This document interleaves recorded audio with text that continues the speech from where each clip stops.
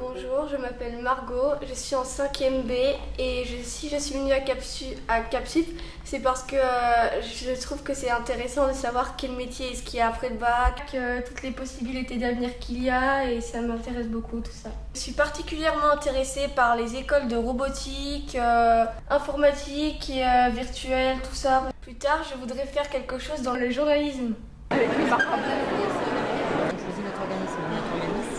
Cap-Sup est un salon de l'orientation destiné aux élèves de lycée qui recherchent des informations sur l'orientation post-bac.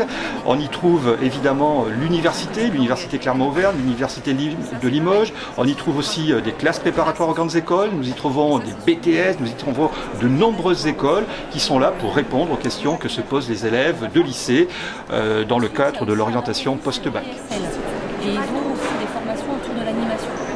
Donc c'est tout à côté, hein. Tu vois, c'est le stand 7, le stand 9, tu peux aller les rencontrer. D'accord ? Donc ça serait pas mal que tu ailles voir ces deux. Bonjour, Manuela de Castro-Alves, conseillère régionale. La région Auvergne-Rhône-Alpes est présente à Cap-Sup. Je crois que c'est la 15e édition. C'est l'occasion de découvrir une multitude de partenaires et de voir vers où on va pouvoir aller après le bac ou pas d'ailleurs, hein, en fonction donc de son choix. La vie étudiante, notamment en direction de nos jeunes post-bac, est très importante, et la région accompagne effectivement un certain nombre de projets, accompagne les jeunes tout au long de leurs études. Et puis la possibilité effectivement de pouvoir étudier dans notre belle région Auvergne-Rhône-Alpes, découvrir nos établissements de façon effectivement à rester sur le territoire. C'est un petit peu notre envie, leur donner envie de rester sur notre territoire, découvrir nos belles formations post-bac. Et puis la région également accompagne d'autres actions, des actions autour de l'étranger. Nous avons également le bus formation. Voilà, donc la formation très présente sur cette partie de la vie de nos jeunes, notamment la vie étudiante.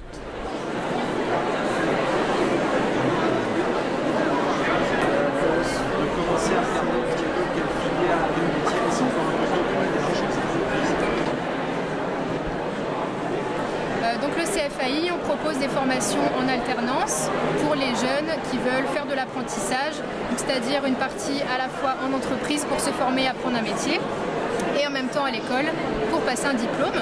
Donc on est dans l'industrie, donc on va avoir des CAP, des bacs et des BTS, même des bachelors, et on a également un partenariat avec une école d'ingénieurs.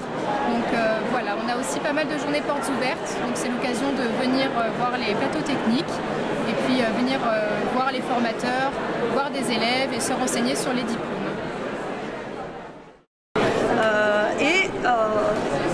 Après, vous rentrez en école pour finaliser votre cycle ingénieur. Donc nous, c'est la porte d'entrée vers des écoles.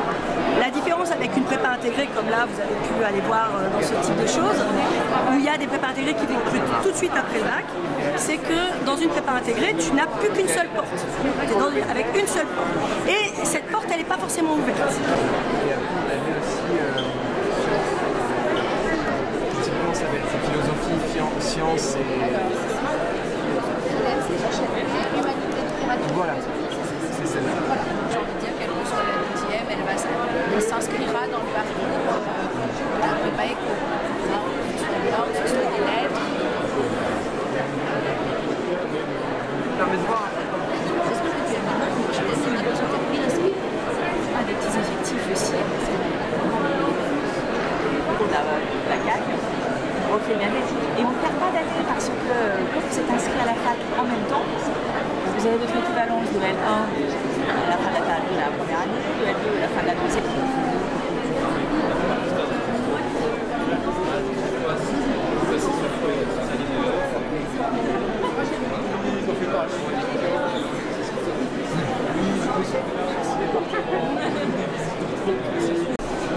l'Institut universitaire de technologie Clermont-Auvergne, qui est un institut d'établissement supérieur, donc présent sur toute la région d'Auvergne, présent sur 6 sites, dans l'Allier, Montluçon, Moulins-Vichy, sur Aubière, ainsi que Le Puy et Aurillac.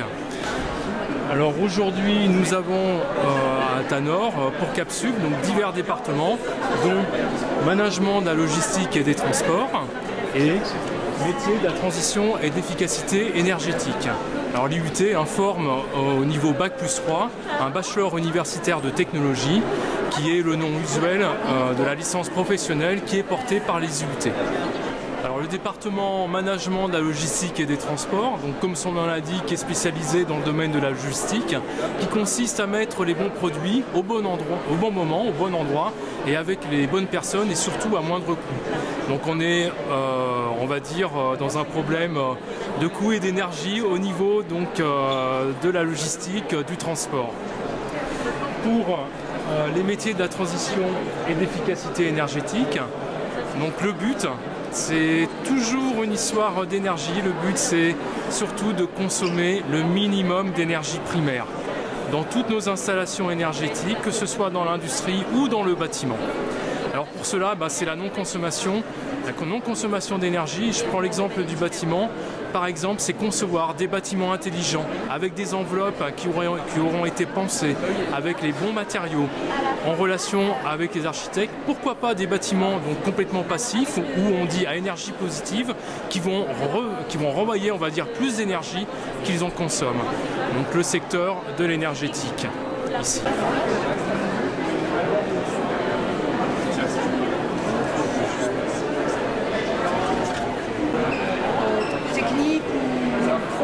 Avant les brevets professionnels.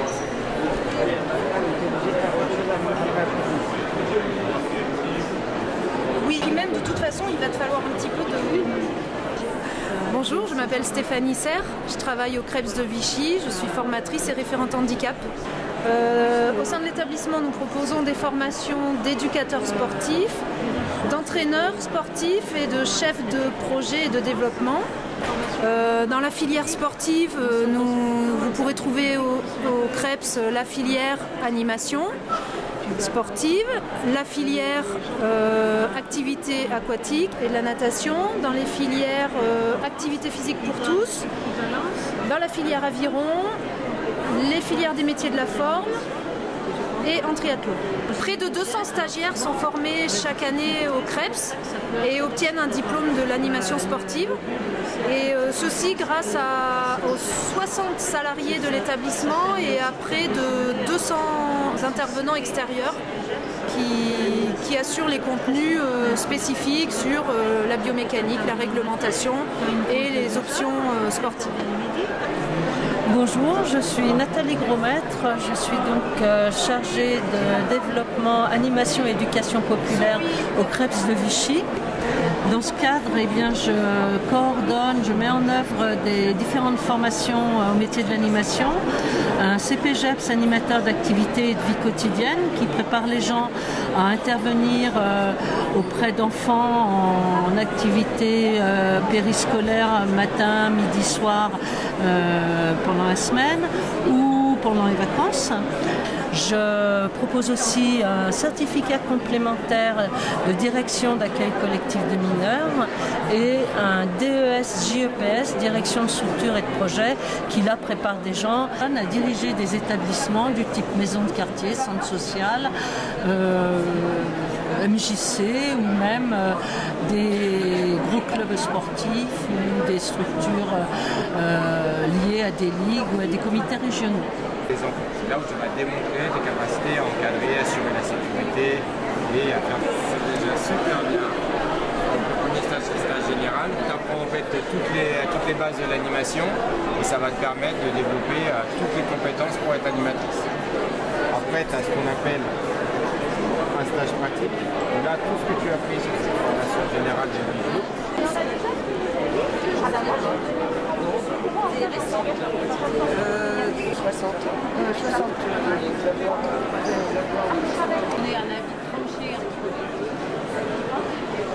On va pas vous lâcher dans la nature, mais par contre, on va vous apporter des choses, demander d'aller chercher le pourquoi du comment, d'aller faire votre recherche. On va vous faire du travail de groupe.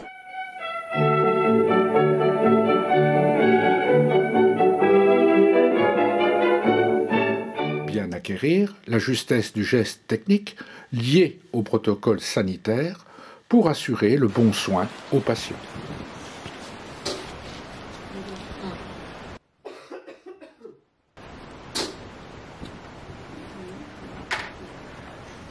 Tu les as pétés là?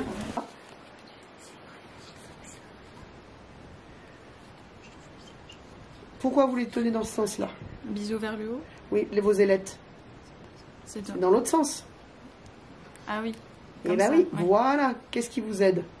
Voilà, allez-y. Donc là, je peux y aller. Ouais.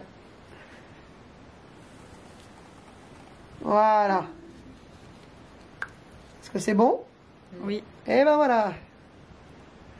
Pourquoi il y a les élèves? Du coup, quand ça tombe comme ça, c'est mort. J'en aurais besoin. Mais du coup, là, je remets de la bétadine ou pas, vu que c'est juste pour la laisser pour après? Non, ça va, je pense.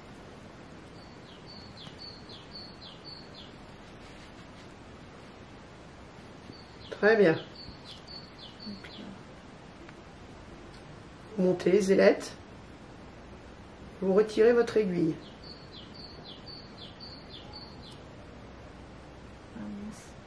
Que j'appuie, non? Oui, et avant d'appuyer, qu'est-ce qu'on fait? Là, ça continue. Pourquoi ça continue? Le garrot. Oui. Voilà, déjà. Les stages chez vous, les stages chez nous qui les trouvons dans la mesure où une formation d'infirmière, c'est 4 stages différents. Donc le premier semestre, vous avez 5 semaines de stage.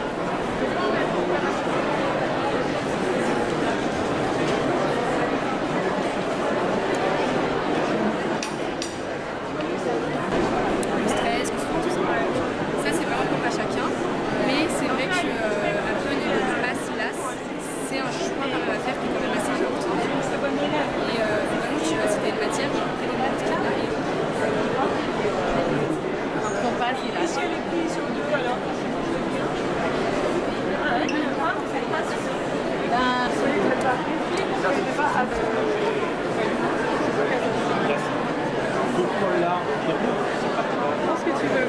Fais-toi plaisir en terminale. Après, c'est moi chez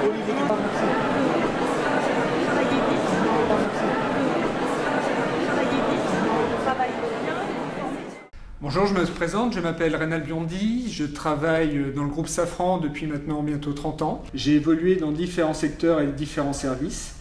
Actuellement, je travaille à l'UI mécanique et je suis responsable de procédés sur les procédés spéciaux. Ma présence ici aujourd'hui sur le forum CAPSUP est simple. En fait, je suis en train de mettre en place à travers le pôle attractivité des visites des élèves de 3e, les aider dans leur choix d'orientation sur la seconde. Et l'idée, c'est de leur faire découvrir les différents métiers de la mécanique. Pour leur montrer simplement ce qu'on fait, quels sont les moyens. La mécanique aujourd'hui, c'est plus forcément des ateliers où il fait sombre, où les opérateurs ont les mains sales, où il fait du bruit. Les métiers ont vraiment évolué en technologie. L'idée, c'est de leur montrer nos métiers, les mettre en face de nos collaborateurs qui vont pouvoir témoigner de leur orientation et de leur vie au quotidien. Alors notre présence également ici, sur le site, c'est de créer du lien entre la société Safran et puis les différents partenaires des écoles du bassin molussonnais, mais également de la région, pour pouvoir mettre en place des stages, des alternances, pouvoir faire connaissance avec tous ces élèves, pouvoir avoir une pépinière et leur proposer éventuellement du travail par la suite. Cette fonction est remplie par des gendarmes ou par des policiers. Il y a deux recrutements spécifiques. Il y a effectivement le recrutement au niveau de la police où effectivement vous passez une licence et vous arrivez directement comme officier de police judiciaire, comme inspecteur, on va dire, de police. Donc vous êtes là pour faire effectivement les enquêtes après des crimes, des délits, des grosses enquêtes, d'accord ? Sachant que les petites enquêtes, c'est les gendarmes ou les policiers de base, on va dire, qui le font. Ils sont non pas OPJ, mais APJ, agents de police judiciaire, d'accord ? Et après, vous avez tout ce qui est police municipale, gendarmes adjoints volontaires ou les policiers ADS, qui eux sont APJA. Donc eux ils font que contravention. Alors peu importe la licence, mais ça sera plutôt une licence en droit. Parce que l'OPJ il va faire appliquer le droit pénal. C'est pas le droit civil ou le droit constitutionnel, c'est le droit pénal. C'est-à-dire les infractions, encore une fois, les contraventions, les délits et les crimes. Une fois que vous avez cette licence, effectivement, vous pouvez passer le concours, soit de gendarme, et là, vous aurez une formation et vous pourrez effectivement passer au PJ directement à la suite de la formation qui va durer 1 an à l'école de gendarmerie de Montluçon. C'est la plus grande école et la plus prestigieuse de France, donc vous pourrez leur demander.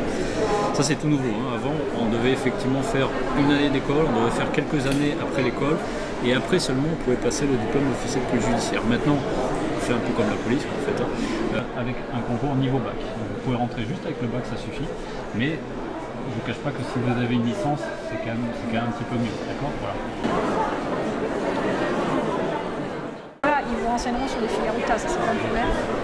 Donc après, voir avec eux si vous pouvez les contacter pour un...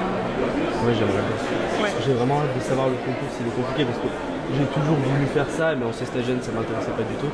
Non, mais vous avez le niveau avec une licence, vous avez le niveau pour OCTA. Donc, mais j'ai peur que l'école soit compliquée et qu'il y ait un échec. Après, de toute façon, c'est un concours d'entrée. Hein. C'est Fatima, sur de tête. Même le cadre et tout. C'est des choses que j'aime faire. Et ouais, l'envoyer avec le protocole. Bon, bah, merci beaucoup. Pas de rien. Et puis bonne journée. Au revoir. Donc nous représentons l'école de gendarmerie de Montluçon. Nous formons 2 types de populations. Nous formons tout d'abord des gendarmes adjoints volontaires. Pour ce recrutement, il n'y a pas besoin du baccalauréat. Maintenant, certains l'ont. C'est 3 mois de formation où nous formons les jeunes apprenants à aller seconder les sous-officiers et les officiers de gendarmerie sur le terrain. La deuxième population que nous formons, ce sont les sous-officiers de gendarmerie, où là nous recrutons en externe au niveau baccalauréat et en interne les anciens gendarmes adjoints volontaires, les anciens réservistes et les anciens militaires. Ils partent pour une formation actuellement de 9 mois qui a vocation à s'étendre à 1 an plein de formation. Nous leur apprenons le métier de gendarme avec d'abord sa spécificité de militaire, puis sa spécificité d'enquêteur de gendarmerie ou de militaires des forces mobiles en fonction de la spécialité qu'ils choisiront. À l'issue de leur temps de formation, ils partiront dans les unités de terrain, en gendarmerie départementale, donc ceux que nous croisons le plus régulièrement sur le bord de la route, dans les brigades, sur les bords du Tour de France par exemple, ou en escadron de gendarmerie mobile ou compagnie de garde républicain. Et là, nous les voyons principalement aux informations et dans les reportages, au moment des manifestations pour les uns et le grand événement, le 14 juillet, les ouvertures des sessions parlementaires pour les autres.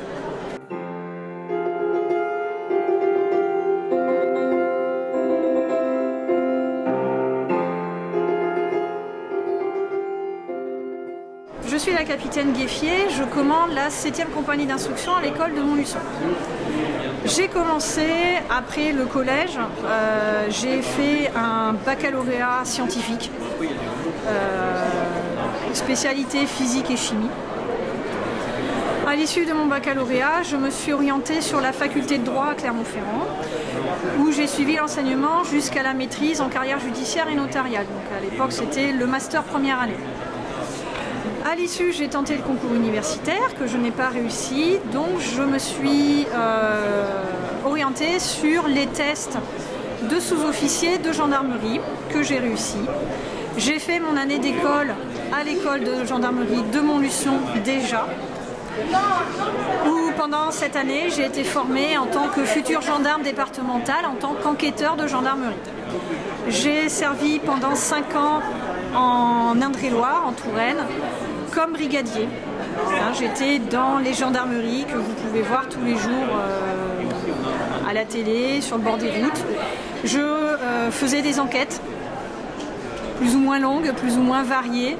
Je faisais les interventions, comme vous pouvez le voir à la télé. Et j'étais au service déjà de la population. J'ai décidé de repasser le concours officier de gendarmerie que j'ai réussi. Donc je suis partie 2 ans en formation à l'école d'officier à Melun. À À l'issue de ces 2 ans de formation, je me suis consacrée au commandement d'une unité de gendarmerie. J'avais 30 militaires à peu près sous mes ordres. Donc je commandais des militaires qui faisaient le métier que j'avais fait en tant que sous-officier. Donc je commandais des brigadiers qui faisaient des enquêtes, qui faisaient des interventions, qui géraient des accidents de la route. Et de temps en temps, je devais me déplacer sur les lieux. Après mon temps de commandement, j'ai choisi de servir en école, en tant que commandant de compagnie école, donc, puisque parmi tous les rôles de l'officier, il y a la formation de ces militaires. Et quoi de mieux pour faire de la formation que les écoles. Donc depuis 2019, je forme des gendarmes adjoints volontaires et des gendarmes à leur futur métier. Je suis en école pour encore 1 année et demie à peu près. Je partirai de l'école de gendarmerie en 2024, logiquement. Et je retournerai sur le terrain commander une compagnie de gendarmerie. Donc cette fois, je commanderai des lieutenants et des majors. J'aurai entre 90 et 120, 130 militaires sous mes ordres répartis dans différentes unités que je commanderai, pareil, au service de la population, gérer les interventions, les accidents de la route, les enquêtes. Voilà, mon futur métier.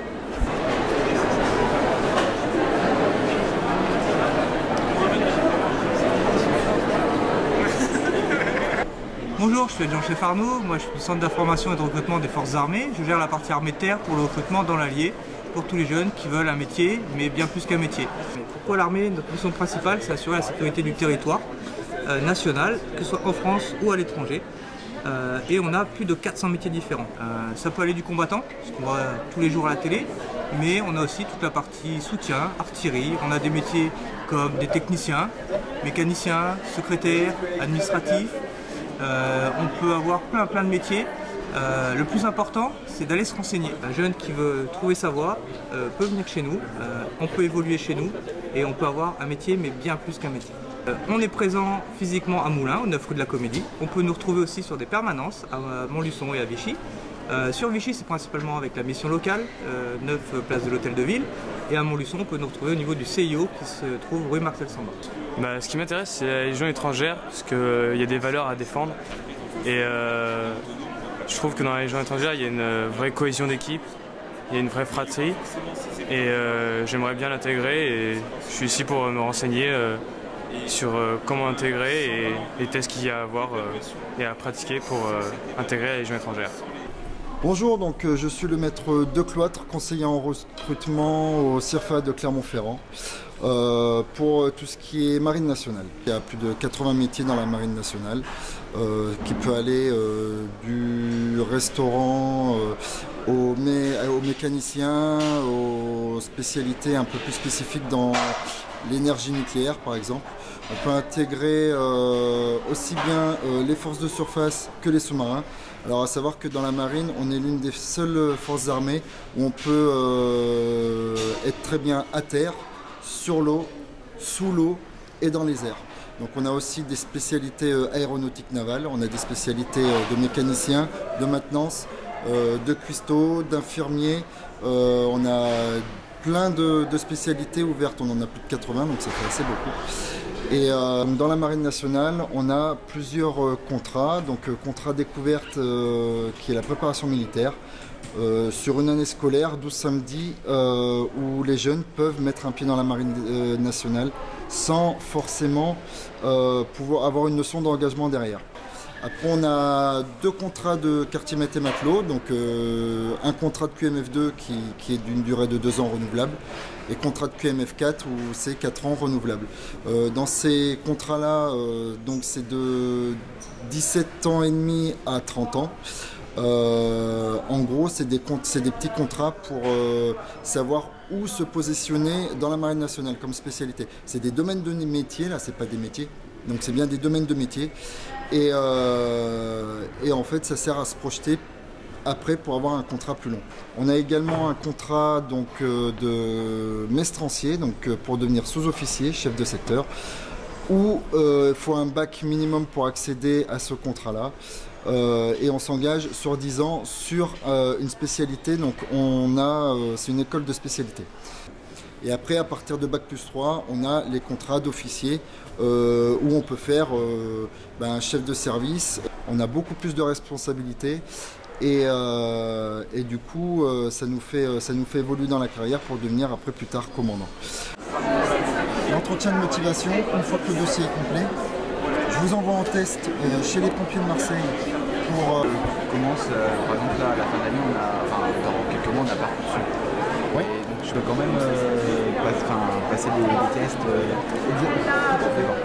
Donc en général, vous aurez vos périodes de vacances. Et pendant vos vacances, vous me dites je suis libre à telle date. Moi, je vous inscris pour telle date. L'idée de préparer ce concours-là, pour ensuite intégrer l'armée de l'air et de l'espace, en passant un diplôme d'ingénieur. Eh bien, l'armée de l'air et de l'espace, c'est plus de 50 métiers répartis dans 14 domaines où on va pouvoir recruter des jeunes de 17 à moins de 30 ans, que ça soit pilote de chasse, mécanicien, informaticien, bref, c'est plus de 14 domaines qui vont vous permettre soit d'avoir une expérience professionnelle sur le long terme ou bien acquérir une expérience professionnelle pour pouvoir repartir dans un autre projet que vous auriez au départ imaginé d'une autre entreprise. C'est toute la force qu'on peut vous apporter dans ce cadre-là. Voici une cabine de l'avion de chasse Jaguar qui a été en service dans l'armée de l'air et de l'espace jusqu'en 2007. Ce que vous pouvez voir ici, c'est des instruments de bord assez vieillissants. Aujourd'hui, dans les avions modernes, tout a été digitalisé. Mais il faut garder à l'esprit que l'armée apporte d'innombrables innovations, comme par exemple cette visualisation tête haute qu'on retrouve aujourd'hui dans les véhicules de série. C'est des systèmes qui existent depuis les années 60 au sein de nos différents aéronefs. On retrouve tout ce qui est manœuvrabilité avec le manche. Vous avez des systèmes de direction, d'indication de direction, des paramètres moteurs, des tableaux d'alarme. Tout ceci est mis en œuvre pour que le pilote puisse piloter de manière avec de la sécurité, énormément de sécurité, et qu'il puisse se concentrer sur l'univers de la mission qu'il aura préparée, bien évidemment. À l'avant d'un avion de chasse, vous avez différents dispositifs qui font partie de l'apprentissage et de nos formations, de manière à savoir sur quoi on travaille. Et typiquement, vous avez ici 2 sondes pitot qu'on va appeler des sondes totales, c'est-à-dire que l'air va venir pénétrer dans l'orifice, et plus l'avion va aller vite, plus il va y avoir une quantité d'air qui va être ensuite retranscrit dans les instruments de bord que l'on a vus tout à l'heure. Du terrain, de l'enquête, des frontières, travail frontières, c'est à vous de choisir. On va vérifier vos capacités. Si vous êtes capable de faire tel ou tel métier, on vous forme, vous apprenez, et ensuite vous faites votre métier. Si au bout de quelques années, vous êtes lassé par votre quotidien, vous voulez changer de métier, vous voulez devenir maître chien, on vous forme à être maître chien. Vous voulez travailler en ambassade, on vous forme à être en ambassade. Vous voulez être CRS, pilote de drone, on va vous former. CRS, pilote de drone. C'est pas l'éducation nationale qui vous forme, c'est la police qui vous forme à votre futur métier. Et vous pouvez changer de métier pendant toute une vie, toute une carrière. Voilà, chose que je ne savais pas, parce que moi je pensais que quand on commençait à faire dans ce métier-là, si on faisait une formation, chaque structure dans votre métier avait sa propre... comment on dit, sa propre formation. Donc je pensais que quand on rentrait pour être par exemple CRS, on ne pouvait pas après aller sur l'enquête. D'accord. Donc c'est bien. Donc c'est assez vaste. Ça permet d'avoir, de ne pas avoir de monotonie. On n'est pas lassé par notre métier. Et puis on peut évoluer, évoluer dans les grades, dans les métiers, dans les fonctions, dans les salaires, évoluer tout au long de sa vie. Et puis c'est l'évolution qui va aussi au rythme de la vie. C'est-à-dire qu'à 20 ans, on a peut-être envie de terrain, d'action. À 40 ans, on n'a plus les mêmes envies. Voilà, de quelque chose de plus statique, dans un bureau peut-être, d'enquêteur. Et puis à l'approche de la retraite, c'est encore autre chose. Peut-être des fonctions de direction, de management, de gestion de personnel. D'accord. Voilà, et là on sort du terrain. Et au niveau des mutations, ça se passe comment? Les mutations sont au choix. Voilà, exactement. Tout à fait. D'accord. Une personne peut faire 40 ans dans le même bureau et dans le même service. Mais si elle veut changer tous les 3 ans, ou tous les 2 ans, elle pourra le faire aussi. D'accord, mais là, quand elle va commencer, si elle est prise, elle est après là, elle peut demander déjà dans la caserne où elle veut aller, ou elle est obligée, dans la brigade où elle veut aller, ou elle est obligée de... C'est alors un choix. Ouais. qui sera parmi une liste de postes. D'accord, d'accord. Cette liste de postes-là, elle va lui être proposée en fonction de son classement. Ouais. Elle va choisir. D'accord. C'est-à-dire que le premier a tout choix et le dernier, il a ce qu'il reste. D'accord. Ça va fonctionner. L'espace Montluçon Jeunesse propose un accueil, un accompagnement et l'information auprès des jeunes qui sont dans une démarche de formation, les besoins qu'ils peuvent avoir en matière de Parcoursup, de dossier social étudiant, de logement, comment les accompagner pour qu'ils puissent s'installer le plus confortablement possible. Donc voilà, donc on propose des services d'accompagnement et d'accueil pour les futurs étudiants. C'est à Lyon pour que le jeune trouve un logement. Ça c'est une chose, avec des avantages existants qui n'existent pas ailleurs. Et l'appel est calculé sur le loyer plus les charges et non pas le loyer sans les charges. Donc ça fait une appel plus fort. Et que la personne dès le premier mois. Donc ça c'est important. Alors qu'ailleurs c'est à partir du second mois. Vous pouvez nous retrouver à l'espace Montluçon Jeunesse, donc au 22 rue des Forges, aux heures classiques d'ouverture. Je m'appelle Émilie, je suis au lycée Paul Constant en terminale générale. Et plus tard, je souhaite être professeure des écoles. Je suis venue à Capsup pour me renseigner et je suis allée au stand de l'INSPE et de la fac.